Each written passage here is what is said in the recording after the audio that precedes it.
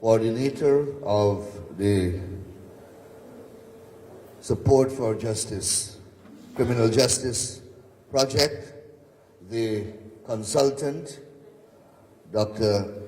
Diane Williams, of course, the special invitees, the Tushaus, who are here from across Guyana, the press, and other distinguished guests. It is a pleasure for me to be afforded the opportunity to offer some brief remarks at the opening of this training. To the Tushaus, I want to welcome you to Georgetown, and I want to especially thank you for leaving the comfort of your homes so many miles away and to partake in this program. Hopefully, you will leave here far more educated than when you arrived here. The support for criminal justice, I always get this name of the program wrong.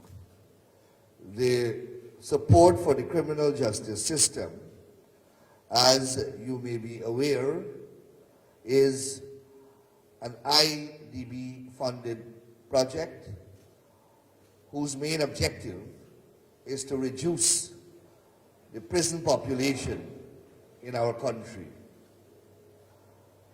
Needless to say that it embraces various components, and one of the components speak to restorative justice. Now, restorative justice in this part of the world is maybe considered new, but it is one of the innovations that the experts have come up with to deal with criminal behavior, violent conduct, deviant conduct, etc. It has been found that the traditional theories and methods of dealing with criminal behavior and violent conduct have not yielded the results anticipated. So the ordinary sanctions of crime and punishment is supposed to rehabilitate and reform. Those theories, those methodologies have not yielded the type of success that they were expected to yield. As a result, over the centuries, there have not been any discernible decline in criminal behavior, violent conduct, deviant behavior, etc. In fact, there may have been an increase or an upswing in these unfortunate atrocities. So clearly, the conventional old methods that have been used and are still being used in most quarters of the world have not delivered. As a result, sociologists, psychologists, criminologists have been forced to find other methods, other theories, other strategies, other plans to address this issue. Out of this quest has come restorative justice. I don't pretend to know much about it, but as I understand it, it goes deeper than the occupants of the prison. In fact, it goes back to the underlying causes that may have resulted in the person being in the prison. And it tries to address those causes, those root causes. It goes back, for example, if someone is charged with murder, it goes back to understand, to examine, to evaluate what were the causal circumstances, the factors that would have agitated the murderous act. And it tries to address that social issues, or those social issues. So, did the person commit murder because of poverty? Is that the underlying factor? Or is it that that person came from a family where domestic violence and other forms of violence are prevalent? Or there is still yet some other peculiar reason?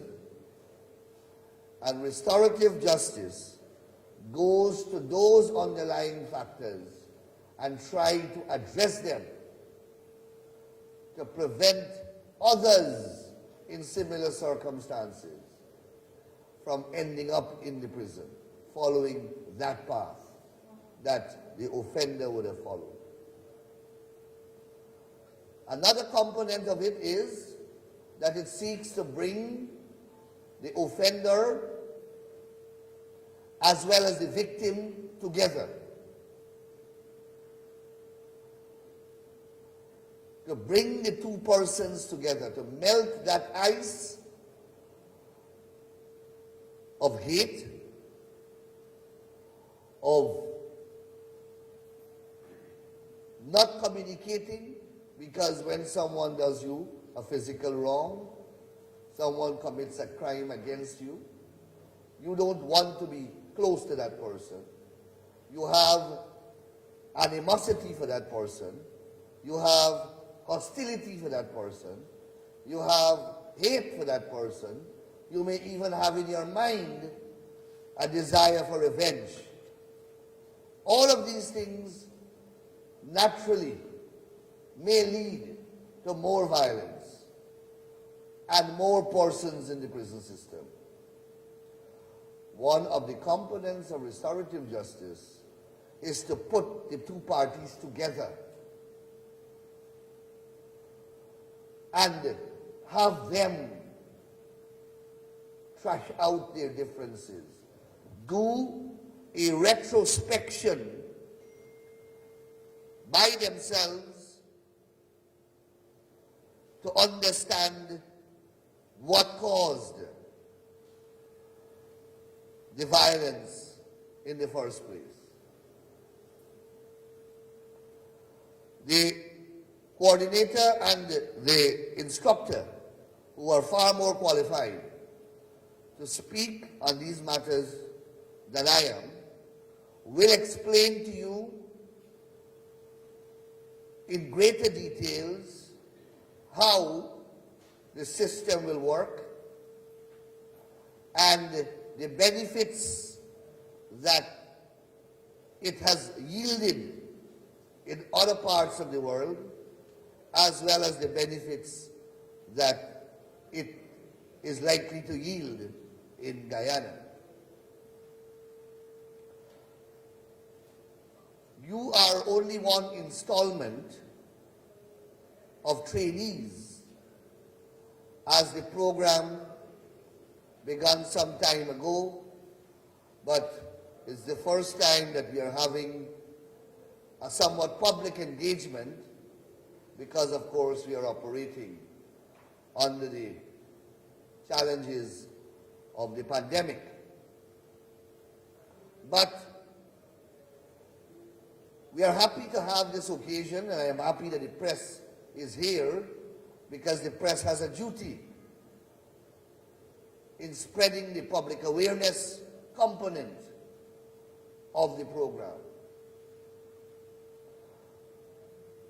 Originally, 100 persons were earmarked for training, and we have done a lot of training already.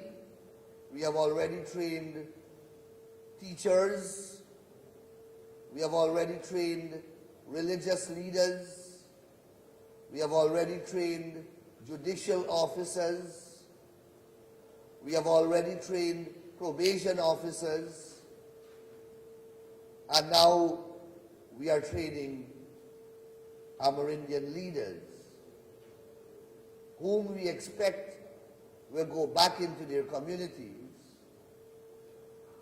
and practice and put into reality what you would have gathered here. But we believe that restorative justice is so important that we should spread the program even wider. As a result, we have written to the Minister of Human Services, and we are requesting a partnership with that ministry that will allow us to train every probation officer in the country. So when you have probation officer intervening in disputes, as they do on a daily basis, among the repertoire of skill and training which they will normally have, we will now add restorative justice as part of that. Then we have written to the Ministry of Education, and we have invited that ministry to allow us to train all the teachers in the country. We have trained some, as we have done some probation officers. But we believe that the program can have its fullest impact if we are able to train all the teachers in our country, because where best, while we are dealing with the situation at the adult level, where better to begin than at the level of our children in the school, to target the next generation, so that the next generation will grow up not like this generation, without the benefit of restorative justice training and acquaintance, but the younger generation that will come from our school system will benefit from a very early age, when they fight in the school classrooms and they have disputes on the school grounds. Restorative justice can begin to play a very, very early part in those formative years of our children. And we believe if we are able to plant that seed there, when those children grow up, it will have a positive impact in keeping them away from the prisons. Because that is the ultimate objective of this program. As I said, it has many facets, and we will engage you in other facets of the program. Now we are dealing with this issue. So I am happy to have been afforded the opportunity to offer to you those brief remarks. And I want to invite the press to interview the participants even after the program so that the news can spread and you broadcast it across the country to get other people interested, to get the teachers excited, to get the probation officers, both classes of persons whom we are targeting. And importantly, we are going to train, or we are training, a batch of persons who will be trainers and who will be conducting training exercises of this type in the future, so that we don't have to depend on only foreign consultants to guide us. We are cultivating among our own a crop of teachers and trainers who will train our population. Hopefully, in the future, in the near future that is, we will get our scholarship program of the government to cater for scholarships in this area. As I said, it's relatively new in Guyana. So we will ensure that there are scholarships made available for our young people to be trained in areas such as restorative justice and similar areas, so that we can begin to build our own human resource base on these matters. So once again, I want to thank all of you for being here, and I wish you all the best with the rest of your training and program. Thank you very much.